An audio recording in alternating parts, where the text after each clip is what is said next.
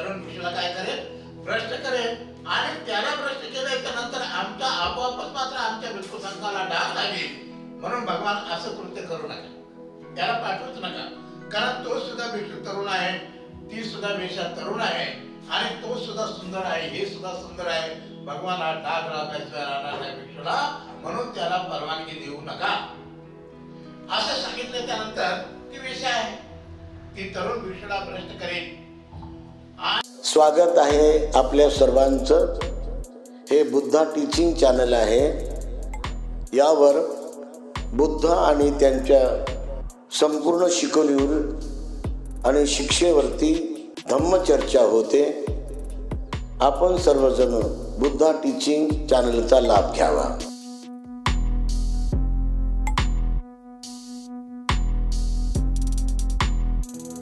आणि आज आपण पाहतो की धम्मचक्र प्रवर्तन सूत्र हे भगवान बुद्धांना बोधी प्राप्त झाल्याच्या नंतर त्यांनी वाराणसी येथे पंचवर्गीय भिक्षूंना पहिली पहल धम्म प्रवचन दिलं. त्यालाच आपण धम्म प्रवर्तन दिवस असं म्हणतो आणि त्यानिमित्ताने हा कार्यक्रम आयोजित केलेला आहे. म्हणून या ठिकाणी आपण पाहतो की उद्यापासून जे आहे ते वर्षाला सुरुवात होणार आहे. भगवंतांनी 2 स्थिती सांगितलेल्या आहेत. पहिली स्थिती ती आषाढ पौर्णिमा आणि दुसरी पौर्णिमा त्याच्यानंतर दुसरी सांगितलेली आहे. परंतु सर्वसाधारण आपण आषाढी पौर्णिमेपासून सुरू करतो आणि आश्विन पौर्णिमेपर्यंत मात्र त्या सांगता समारंभ करतो. अशापैकी होता होता भगवान बुद्ध आणि त्यांचा संघ एका जागी बसले असताना भगवान बुद्धाच्या काळातील ही अद्भुत एक घटना आहे. काय अद्भुत घटना आहे तर भगवान बुद्ध म्हणतात की या घटनेवरून भगवान बुद्धांचे तरुण भिक्षू कसे सजगता पाळत होते. आपण या ठिकाणी विपश्यनेचा या ठिकाणी आपण हा उभा केलेला आहे. भक्तीजीनं सुंदर असं प्रवचन विपश्यनेवर दिलेलं आहे आणि म्हणून त्या काळात सुद्धा अशा प्रकारे आपल्या धर्मकार्याप्रती निष्ठावान होते. मग भिक्षू कसे मात्र सजगता पाळत होते. सजगता जोपर्यंत आहे तोपर्यंत मनुष्य सुखी राहतो, सजगता नसेल तर दुःखी राहतो. म्हणून कसे भिक्षू सजगता पाळत होते व आपल्या धर्मकार्याप्रती किती निष्ठावान होते. ज्या ठिकाणी भिक्षू तरुण असो, म्हातारा असो, कोणी असो, परंतु जो आपले त्या ठिकाणी वर्षावासाच्या काळामध्ये जात असेल, मग तो कोण्या गरीबाच्या घरी असेल, वेश्याच्या घरी असेल, श्रीमंताच्या घरी असेल, विहारात असेल, परंतु ते मात्र खूप निष्ठेने मात्र त्या ठिकाणी राहत असत आणि तसेच मात्र ते सजगता पाळत असत. सजगता एवढी की मात्र ते जरासाही दामाडून इकडे तिकडे होत नव्हते, एवढी मात्र ते सजगता पाळत असत व आपल्या धर्मकार्याप्रती किती निष्ठावान होते याची प्रतीती यावरून आपल्याला पाहायला मिळते. आणि म्हणून तसेच जीवनातील कोणत्याही प्रसंगाला न भिता हे भिक्षू कोणत्याही जीवनातील कोणत्याही प्रसंगाला न भिता त्यामधून कसा मार्ग काढत होते हे उदाहरण भगवंताच्या भिक्षूच्या काळामध्ये आहे. आणि म्हणून त्या भिक्षूंना बाहेरून कोणीच मात्र काही करू शकत नव्हते.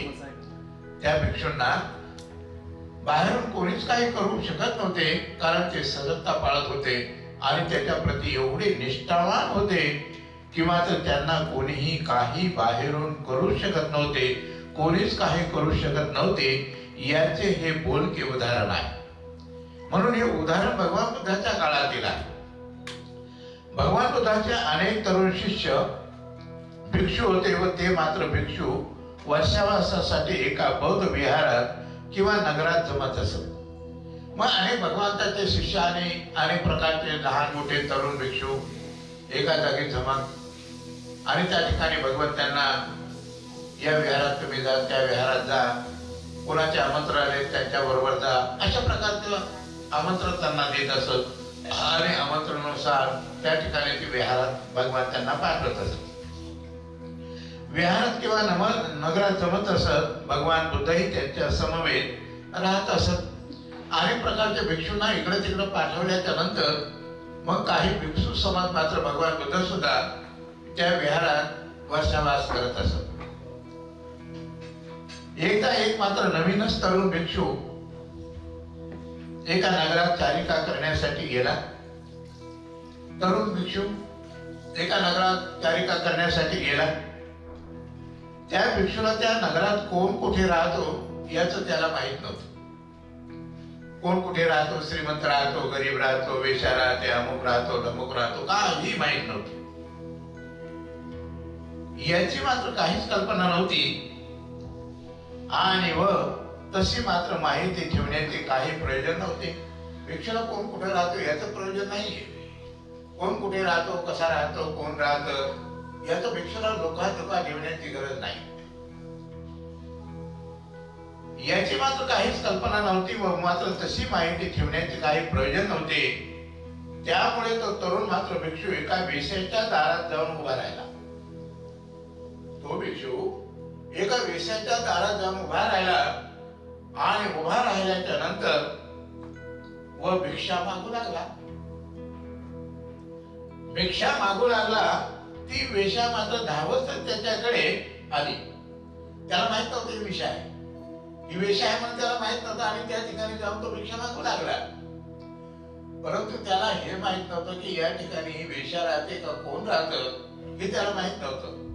परंतु जसे त्याने मात्र विचार, त्यामुळे तरुण भिक्षू एका वेश्याच्या दारात जाऊन उभा राहिला व भिक्षा मागू लागला. ती वेश्या मात्र धावतच त्याच्याकडे आली आणि भिक्षू दिसायला सौंदर्यवान होता. भिक्षू दिसायला सौंदर्यवान होता, पुरुष होता. त्याच्याकडे पाहता क्षणीच ती वेश्या आकर्षित झाली. आकर्षित झाल्याच्या नंतर तिला वाटलं की बरं झालं की हा मात्र कायमस्वरूपी जर इथं राहिला बरं होईल. ती तिच्या मनाने मात्र त्या प्रकारे आपला विचार करत होती. भिक्षू आपल्या मताने आपला विचार करत होता. त्या सौंदर्यावर मोहित झाली आणि ती मात्र वेश्या बनते हा रूपवान होता. तिच्या सौंदर्यावर मात्र ती मोहित झाली. वास्तविक मात्र ती वेश्या सुद्धा खूप सौंदर्यवान होती. वेश्या सुद्धा खूप सौंदर्यवान होती. परंतु तिने जो तरुण भिक्षू पाहिला त्याच्यामध्ये सौंदर्याचे वेगळेच तेज होते. का तर वेगळं तेज होतं? आपण आता सगळे विपश्यना ऐकली आणि म्हणून विपश्यना करणाऱ्या माणसाचं तेज हे वेगळं असतं आणि तेज ते सौंदर्यामध्ये होतं. म्हणून त्याचे 4 गुण त्यामध्ये वाढत असतात: आयुष्य, वर्ण, सुख आणि बल. आणि म्हणून विपस्सी लोकांचं जे तेज असतं ते वेगळं असतं आणि म्हणून त्या सौंदर्याचं वेगळंच असं तेज होतं त्या भिक्षूचं. व त्याच्या शांत मुद्रेकडे ते मात्र जास्त सुंदर दिसत होता. काय होतं? भिक्षू मुद्दाम त्याच्या मात्र शांत मुद्रेमुळे तो मात्र जास्त सुंदर दिसत होता. तिला शंका आली की हा भिक्षू मुद्दाम माझ्यासाठी तर आला नाही. तिला शंका वाटू लागली. मुलगाही तरुण होता, सुंदर होता आणि तीही तरुण होती. तिला वाटलं की मुद्दाम हा तरुण माझ्याकडे तर आला नाही ना, माझ्याकडे तर इतर भिक्षू कोणी येत नाही, हा मुद्दाम आला असं तिला वाटू लागलं. माझ्यासाठी तर आला नाही ना, कारण दुसरे भिक्षू तिच्या दारात कधीच जात नव्हते. परंतु या भिक्षूला काहीच माहिती नव्हतं म्हणून तो तिच्या दारात गेला आणि दारात गेल्याच्या नंतर तिचा भिक्षा मागू लागला. तेव्हा मात्र ती पळतच बाहेर आली आणि पाहते तो काय एवढा सुंदर तरुण आणि सौंदर्यवान पुरुष पाहून ती मात्र त्याच्यावर अगदी काय झाली, एकदम खुश झाली की बरं झालं हा कायमस्वरूपी माझ्याकडे आला. भिक्षू तिच्या दारात कधीच जात नव्हते कारण ती मात्र वेश्या होती. बाकी भिक्षू जात नव्हते. परंतु हा गरजेला गेला तर याला माहितच नाही हे वेश्याचं घर आहे, ही वेश्याची गल्ली आहे आणि म्हणून वेश्या होती. परंतु हा जाणून बुजून आपल्याकडे आला असं तिला वाटलं. हा आपल्याकडे जाणून बुजून आला कारण बाकीचे भिक्षू येत नाही, कसं काय आला? आणि तरुण आहे ना, आणि म्हणून तरुण आहे म्हणून माझ्याकडे आला असं मात्र तिला वाटलं. ती सुंदर वेश्या ओट्यावरून खाली उतरली. आता ती जवळ आली. वट्यावर होती ती आता जवळ आली, कारण हा माझ्या जवळ आला तर ती 2 पावलं लगेच वट्यावरून उतरली आणि त्याच्या जवळ आली. वट्यावरून खाली उतरली, तिने भिक्षूला थांबण्याची विनंती केली. वट्यावरून खाली आली, तिला म्हणते की थांबा आजचा दिवस. आता तो कशा उद्देशाने आला आणि ते वेशा उद्देशाने काय म्हणते हा मात्र दोघांचा विपरीत परिणाम होता. म्हणून भिक्षू वेगळा विचार करत होता आणि ती वेशा मात्र वेगळा विचार करत होती.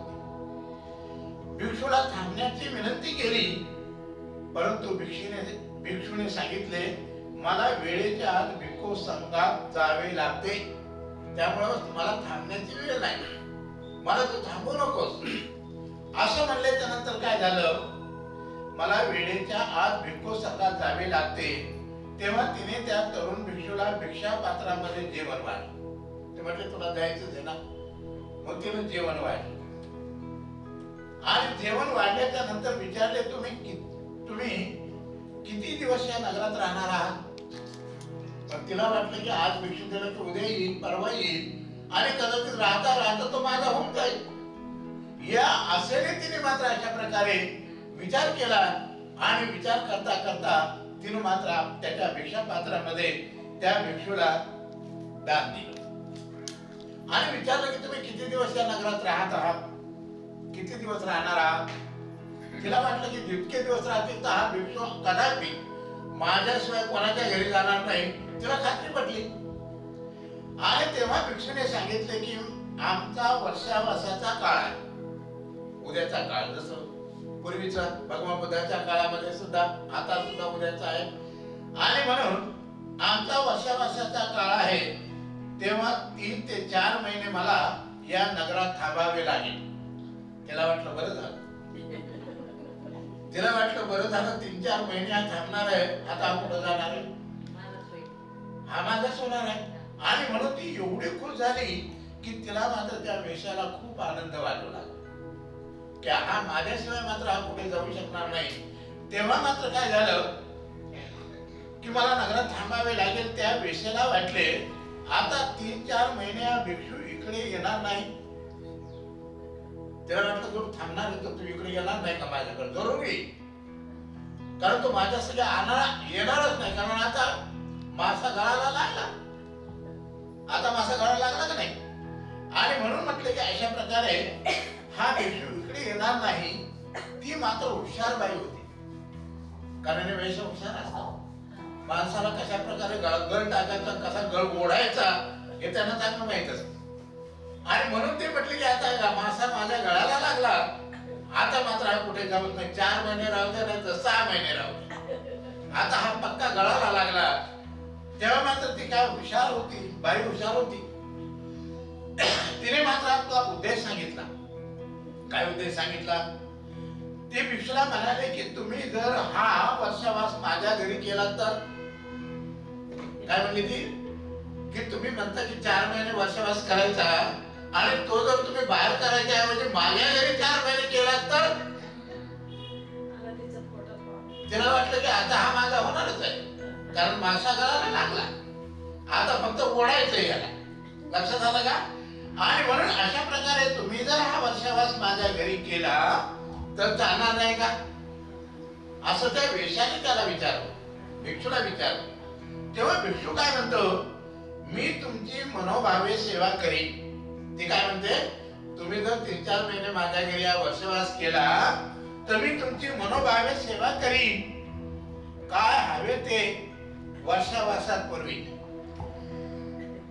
ती म्हणते 3 महिने 4 महिने तुम्ही राहा आणि वर्षामध्ये जेवढं काय तुम्ही राहा तेवढे पर्यंत मात्र मी तुम्हाला जे काही पाहिजे ते मी पुरवीन आणि वर्षा माझ्या मध्ये तुम्हाला काही कमी पडू देणार नाही याची मात्र, पण तुम्ही माझ्या घरी वर्षावास करा. आणि म्हणून अशा प्रकारे मनोभावे सेवा करीन, काय हवे ते नको ते मात्र वर्षावासात मी पुरवीन. काय तुम्हाला पाहिजे ते कोणतीही मी कमी पडू देणार नाही, म्हणून माझ्या घरी वर्षावास करा. ही मात्र तिची कळकळीची विनंती ऐकून भिक्षूचे मन हेलावले. ही तिची कळकळीची विनंती ऐकून भिक्षूचे मन हेलावले. त्याचं मन मात्र काय झालं, पिघळू लागलं. की आता खरं तर ती म्हणते तर मग काय हरकत ते करायला, पण करायची एक आड त्या काळी होती की जोपर्यंत भगवान बुद्ध तिला परवानगी देत नाही तोपर्यंत तिथे मात्र तो भिक्षू जाऊ शकत नव्हता. मग पुढे काय झालं, कळकळीची विनंती ऐकून भिक्षूचे मन मात्र हेलावले व ते म्हणाले, ठीक आहे, मी तुमच्या घरी वर्षावास करायला तयार आहे. कोणाच्या घरी? त्या वेश्येच्या घरी. ठीक आहे, परंतु मला माझे गुरु शास्ता यांची परवानगी घ्यावी लागेल. माझे गुरु शास्ता यांची मला परवानगी घ्यावी लागेल, कारण मला येऊन तुमच्या घरी डायरेक्ट वर्षावास नाही करता येत, मला परवानगी घ्यावी लागते.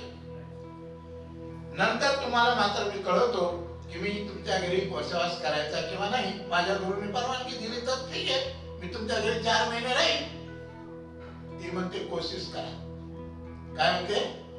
ती म्हणते कोशिश करा. तो तरुण भिक्षू आपल्या संघात परत आला. तो भिक्षू आपल्या संघात परत आला त्यावेळी तेथे मात्र जवळजवळ 10,000 भिक्षू हजर होते. भगवंताजवळ किती भिक्षू होते? 10,000 भिक्षू भगवंताजवळ बसलेले होते. आणि हा सगळा ते सगळं वेशाचं ऐकून भगवंताला सांगू लागला. तेव्हा सगळे 10,000 भिक्षू आश्चर्यचकित होऊन त्याच्याकडे पाहू लागले. अरे आम्ही वेशाच्या दरवाज्यात काय त्यांच्या बाहेरून जातो, सौवा जातो ना, तू वेशाची तिथं वर्षावास करायचा सांगतो. सगळे भिक्षू हसू लागले. सगळे भिक्षू काय झाले? हसू लागले. आणि आपल्या संघात परत आला त्यावेळी ते मात्र जवळजवळ 10,000 भिक्षू हजर होते.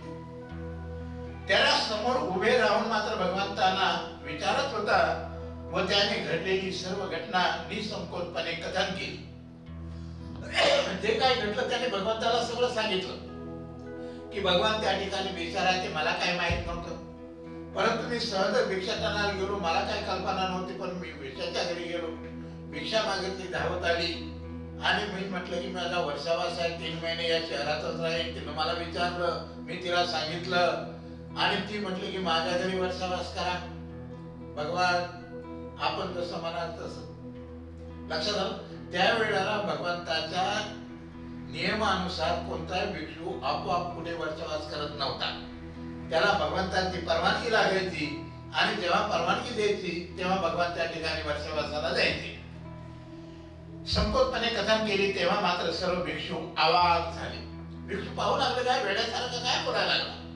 आणि एका वेश्याच्या घरी, आणि तो एका वेश्याच्या घरी तूही तरुण आणि ती तरुण.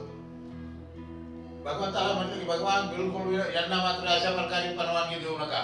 आणि त्याला जर परवानगी दिली तर आम्हालाही द्या, हो द्या, काय व्हायचे ते. लक्षात आलं? आणि म्हणून अशा प्रकारे सर्व भिक्षू आवाज झाले. त्यांना माहित होते की ती बाई मात्र वेश आहे. त्या सर्व लोकांना माहित होतं, भिक्षूंना माहित होतं की ती वेश आहे. आणि मग भगवान तुम्ही जर याला जर परवानगी देत असाल तर आम्हालाही परवानगी द्या, आम्ही जाऊ ना वेश्याच्या घरी. असं म्हणताना काय झालं, त्यांना माहित होते की ती मात्र बाई वेश्या व तिच्या घरी मात्र भिक्षूचा वर्षावास हे शक्यच नाही असे सर्व भिक्षू म्हणू लागले भगवंताला. म्हणून कसं होऊ शकतं भगवान? एका वेश्याच्या घरी तरुण भिक्षू आणि ती सुद्धा तरुण आहे, त्या भिक्षूला सगळं लांछन लागेल, भिक्खू संघाला डाग लागेल आणि आमच्या भिक्खू संघाचं सगळं मात्र काय होईल, नाव खराब होईल. म्हणून भगवान याला पाठवूच नका. आणि जर तुम्ही त्याला पाठवत असाल तर आम्हालाही पाठवा. असं म्हणल्याच्या नंतर काय झालं? आणि म्हणून त्यांना माहित होते की ती मात्र बाई वेश्या आहे व तिच्या घरी भिक्षूंचा वर्षावास शक्यच नाही. सर्व भिक्षूमध्ये वादविवाद सुरू झाला. मग त्याच्यामध्ये वादविवाद सुरू झाला भिक्षूंचा. आणि वादविवाद झाला तर त्यांनी म्हटलं की काय, की त्या भिक्षूने सर्व सत्य घटना भगवंताला सांगितली. भगवान म्हणाले की त्या भिक्षूने सर्व सत्य घटना मला सांगितली व त्यावेळी मात्र बऱ्याच भिक्षूने त्याला मात्र हरकत घेतली की नाही पाठवा, त्याला पाठवू नका. आणि त्याला जर पाठवलं तर आम्हाला बनवून द्या ना, आम्हाला का धरताय तुम्ही. अशा प्रकारे नाना तऱ्हेचा आपसामध्ये वाद झाला. आणि वाद झाल्याच्या नंतर त्याला मात्र अनेक प्रकारच्या भिक्षूने भगवंताला सांगितलं की त्यावेळी मात्र बऱ्याच भिक्षूने त्याला हरकत घेतली व ते म्हणाले की बाई वेश्या आहे, ते तरुण भिक्षूला मात्र भ्रष्ट करेल. तरुण भिक्षूला काय करेल? भ्रष्ट करेल आणि त्याला भ्रष्ट केल्याच्या नंतर आमच्या आपोआपच मात्र आमच्या भिक्खू संघाला डाग लागेल. म्हणून भगवान असं कृत्य करू नका, त्याला पाठवूच नका. कारण तो सुद्धा भिक्षू तरुण आहे, ती सुद्धा वेशा तरुण आहे आणि तो सुद्धा सुंदर आहे, हे सुद्धा सुंदर आहे. भगवानला डाग लागल्याशिवाय राहणार नाही भिक्षूला, म्हणून त्याला परवानगी देऊ नका असं सांगितलं. त्यानंतर ती वेश्या आहे, ती तरुण भिक्षूला भ्रष्ट करेल आणि तसे जर असेल तर आम्हालाही परवानगी द्या ना. मग भिक्षू चिडले की भगवान जर त्याला परवानगी द्यायचं असेल तर आम्हाला वेश्याच्या घरी वसवास करायला परवानगी द्या.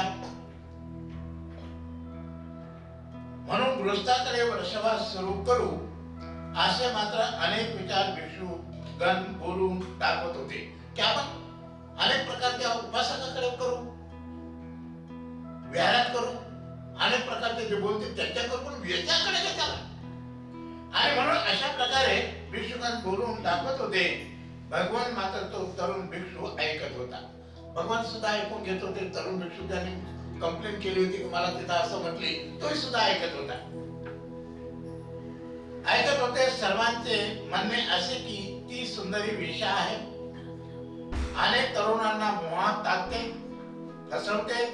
तेव्हा त्या तरुण भिक्षूला फसवेल, कारण तिचं कामच आहे फसवायचं. म्हणून जर तुम्ही भिक्षूला जर पाठवा तर ती सुद्धा त्याला फसवेल आणि आपल्या भिक्खू संघाला कलंक लागेल, डाग लागेल. आणि म्हणून अशा प्रकारे मोहात टाकते, फसवते आणि तेव्हा या तरुण भिक्षूला फसवेल, म्हणून याला सुद्धा पाठवू नका असं बाकी भिक्षूचं म्हणणं होतं. त्यावेळी मात्र तरुण भिक्षू म्हणाला, मला त्याबद्दल काही माहिती नाही. मी गेलो, अनायसे गेलो, मला माहित नव्हतं ही वेश्या होती काय होते. परंतु तिच्या दारामध्ये गेलो, हे त्याच्यानंतर ती आली आणि ते पाहून मात्र आता तुमच्या लोकांकडून समजलं की ती वेश्या आहे. मला काय माहित नव्हतं, माहिती नाही हो. मला मात्र इतर गोष्टीशी काहीच प्रयोजन नाही. ती वेश्या आहे का, ते कोण दुसरी आहे का, प्रज्ञावान आहे का अप्रज्ञावान आहे, याचं मला काहीही प्रयोजन नाही. त्या बाईने मला कळकळीने आमंत्रण दिले आहे. काय म्हणतात, त्या बाईने मला कळकळीने आमंत्रण दिलेले आहे की मात्र तुम्ही, त्या बाईने मला कळकळीने आमंत्रण दिलेले आहे, तेव्हा मात्र तुम्ही काहीही काळजी करू नका असं मात्र भगवंताजवळ ते म्हणाले. आमंत्रण दिले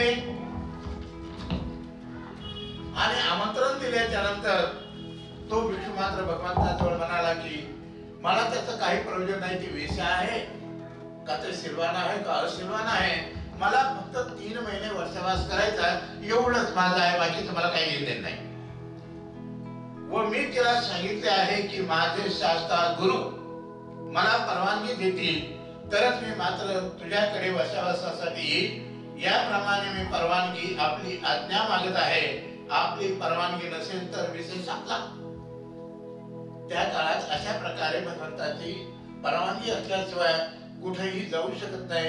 आणि म्हणून तो म्हटलं की आपण जर परवानगी देत असाल तर मी वसवास त्या विषयाच्या घरी करेल, आणि नाही आपण परवानगी दिली तर विषय संपला.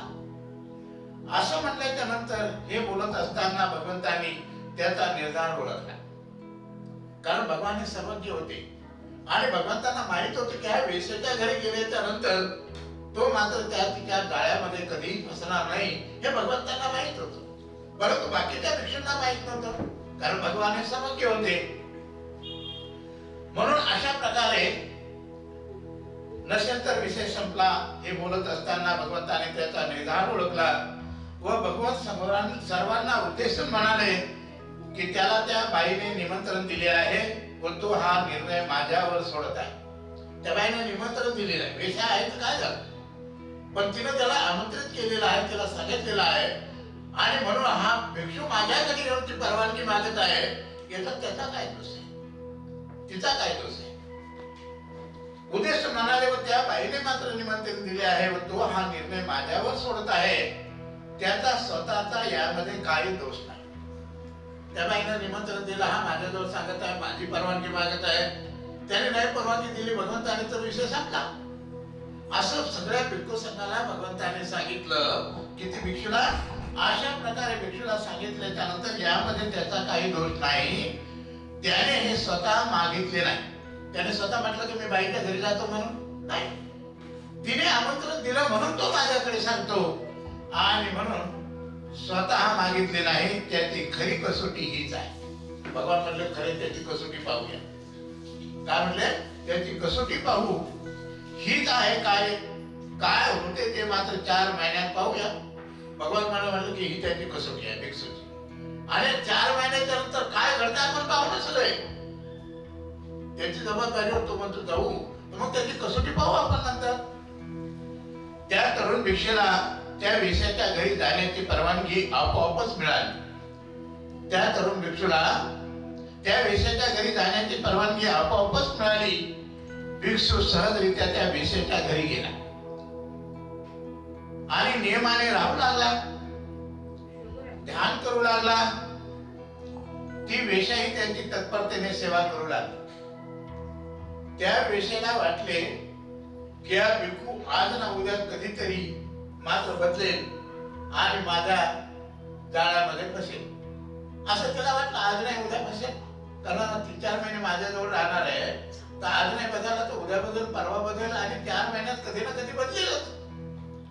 म्हणून भिक्षू आज ना उद्या कधीतरी बदलेल, माझ्या प्रेमात पडेल असं त्याला नेहमी वाटायचं.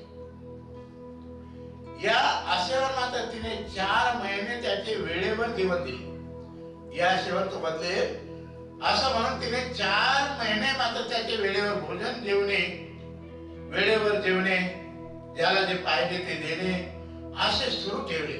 कोणत्याही प्रकारचे ते कमी नाही अशा प्रकारचे वेळेवर सगळं द्यायचे. आणि त्यामुळे मात्र 4 महिने ती दुसऱ्या कोणाशीही बोलली नाही. ती वेश्या जरूर असली परंतु 4 महिने ती कोणाशी बोलली नाही. केवळ भिक्षूच्या सेवेमध्ये ती राहिली आणि कोणाशी बोलली नाही. कधी मात्र मौन धारण करून त्या भिक्षू सारखे ध्यान करू लागले. मग ती कोणाशी बोलली नाही. तिचा विचारच बदलला आणि मग ते भिक्षू ध्यान करायचं तर ध्यानाबरोबर ते भिक्षू बरोबर ध्यान करायचे साईडला बसून. आणि म्हणून अशा प्रकारे ध्यान करू लागली. परंतु तिला त्याच्या शारीरिक प्रेमाची आस होतीच. ती ध्यान जरी करत होती परंतु तिला मात्र शारीरिक सुखाची आस होतीच. ते म्हटलं आज नाही बदलणार उद्या बदलेल, आज नाही बदलला 4 महिन्यात बदलेल, पण बदलेल जरूर, कारण हा माझ्या घरी राहतो. म्हणून काय झालं, अशा प्रकारे प्रेमाची आस होती. तिने मात्र मध्यंतरी अनेक वेळा वेगवेगळे अंग विक्षेप केले, म्हणजे अंग प्रदर्शन केलं त्याला ठरवण्यासाठी. परंतु भिक्षू ठाम असल्यामुळे आणि सजगतेमध्ये असल्यामुळे तो भिक्षू मात्र जराही डगमगला नाही किंवा त्याने तिच्याशी मात्र कोणत्याही प्रकारची हालचाल केलेली नाही. आणि म्हणून अशा प्रकारे ती मात्र मध्यंतरी अनेक प्रकारचे मध्यंतरी अनेक वेळा वेगवेगळे अंग विक्षेप करीत असे, अंग प्रदर्शन करीत असे आणि बोलण्यामध्ये बदल केला. तिने जो बोलत होती आता तिने बदल करणं सुरू केला की हा बोलण्यामुळे तो माझ्यामध्ये फसेल आणि फसला की मग मात्र अशा प्रकारे माझ्यामुळे जवळ पडला तर माझं कल्याण होईल. अशा प्रकारे ती आपल्या पद्धतीने विचार करू लागली. परंतु भगवाना सजगतेचा असल्यामुळे, सजग असल्यामुळे, जागृत असल्यामुळे आणि मात्र तिला मात्र प्रेमाची आस होती. तिने मध्यंतरी अनेक वेळा वेगवेगळे अंग विक्षेप केले, बोलण्यामध्ये बदल केला. परंतु भिक्षू शांत तिला उपदेश करतच राहिला. भिक्षूच्या मनात कोणत्याही प्रकार नाही, कारण हा साधना करत होता आणि साधना करता करता त्याचा जो विषय होता, विषय वासनेचा जो विकार होता तो मात्र साधनेच्या रूपाने परिपूर्ण नष्ट झालेला होता. ती जरी अंग प्रदर्शन करत असली किंवा बोलण्यामध्ये बदल करत असली परंतु मात्र भिक्षू मात्र अशा प्रकारे तिला उपदेश देतच राहिला. शेवटी तिने ओळखले, शेवटी तिने ओळखले व तिचेच वर्तन बदलून घेतले. तिने म्हटलं की आता भिक्षू हा बदलणार नाही आणि बदलणार नाही म्हटल्याच्या नंतर काय केलं की शेवटी मात्र तिने ओळखले की तिचेच मात्र वर्तन बदलून घेतले. आणि कारण भिक्षूचे वर्तन थोडीही बदलले नाही म्हणून तिने भिक्षूचं काय केलं की आता हा काही बदलणार नाही आणि बदलणार नाही म्हणून तिने स्वतः तिने मात्र आपलं वर्तन बदलून घेतलं. कारण भिक्षूचे वर्तन थोडेही बदलले नाही, उलट तिलाच मात्र त्या भिक्षूच्या शांत स्वभावाचा हेवा वाटू लागला. त्या भिक्षूचा शांत स्वभावाचा हेवा वाटू लागला आणि आपणही तसे मात्र निर्विकार व्हावे, आपला स्वभाव असाही व्हावा आणि असे तिला वाटू लागले की जसा भिक्षू राहतो तसा आपणही राहावा. आणि म्हणून तिला भिक्षूचा हेवा वाटू लागला. किती शांत माणूस आहे, किती सतत प्रतीचा माणूस आहे. मी किती अंग प्रदर्शन केले, किती शब्दामध्ये बदल केले, तरी हा मात्र ठाम आहे आणि शांत आहे हे पाहून तिला हेवा वाटू लागला. जवळजवळ 4 महिने संपत आले. 4 महिने संपत आले. तिने भिक्षूला विचारले की तुम्ही माझ्यासारखे झाले नाही तर काय, तुम्ही माझ्यासारखे नाही झाले तर काय झाले. तिने विचारलं भिक्षूला, तुम्ही माझ्यासारखे झाले नाही तर काय झाले. म्हणजे तुम्ही माझ्या मनात जे होतं ते तुम्ही माझ्याकडे आकर्षित नाही झाले, तुम्ही एवढे ठाम कसे काय. आणि म्हणून मी तरी तुमच्यासारखे होऊ शकेन का, मग मी भिक्षुनी तुमच्यासारखे होऊ शकेल का. ते म्हणले होऊ शकेल, तू भिक्षुनी होऊ शकतेच ना, परंतु माझ्याकडून नाही. माझ्याकडून नाही तर तुम्ही माझे जे गुरु आहेत त्यांच्याकडे तुला यावं लागेल आणि तिथं तुला दीक्षा घ्यावी लागेल, तेव्हा तुम्ही माझ्यासारखे होऊ शकेल. पितृवस्त्रामध्ये तुम्ही माझ्यासारखे झाले नाही तर काय झाले, मी तरी तुमच्यासारखी होऊ शकेन का. तुम्ही माझ्यासारखे नाही झाले तरी काय हरकत नाही, पण मी तुमच्यासारखे झाले तर होऊ शकेन का. तेव्हा मात्र भिक्षूने सांगितले की तू सुद्धा माझ्यासारखी होऊ शकतेस. मग काय होऊ शकतेस. तेव्हा मात्र सर्व मानव प्राणी होऊ शकेल का. तेव्हा भिक्षूने सांगितले की तू सुद्धा माझ्यासारखी होऊ शकतेस. सर्व प्राणी, सर्व मानव प्राणी सारखेच असतात. त्याची स्त्री असो पुरुष असो सगळे मन सारखेच असतात. आणि म्हणून तू स्त्री असली म्हणजे काय आणि तू वेश्या असली तरी काय, मन सारखंच आहे. असं म्हणल्याच्या नंतर प्राणी सारखेच असतात. जवळपास सर्वजण जीवनात मार्ग चुकतात. काय म्हटला भिक्षू की सर्वजण आपल्या जीवनात मार्ग चुकतात आणि मार्ग चुकतात, परंतु महत्व या गोष्टीला आहे की जे मात्र सरळ मार्ग स्वीकारतात, स्वतःची चूक दुरुस्त करतात, ते धन्य होत, तेच धन्य होत. आणि अशा प्रकारे मात्र त्या भिक्षूने तिला सीख दिली आणि सीख दिल्याच्या नंतर चूक दुरुस्त करतात, ते धन्य होय. तिच्या लक्षात आलं की हे भिक्षू काय सांगतो. असा बराच मात्र धार्मिक उपदेश तिला केला आणि ते जीवनाचे चित्र तिच्या पुढे उभे केले. हे सगळं जीवन अनित्य आहे, नश्वर आहे, क्षणभंगूर आहे. या जीवनाचं काय सार आहे आणि म्हणून जीवन हे क्षणभंगूर आहे. या जीवनाचं काय करायचं आणि म्हणून यामध्ये आसक्ती नसली पाहिजे. म्हणून अनासक्त जीवन जगायचं. अनेक प्रकारचे उपदेश त्यांनी दिले.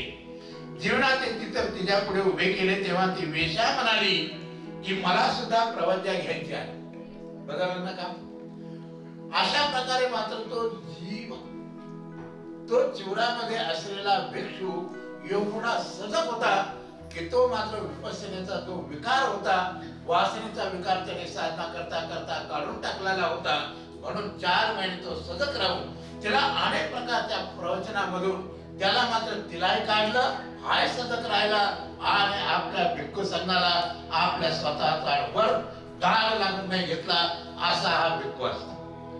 पुढे काय म्हणतात. आणि म्हणून वेश्या म्हणाली मला सुद्धा प्रवचन घ्यायची आहे.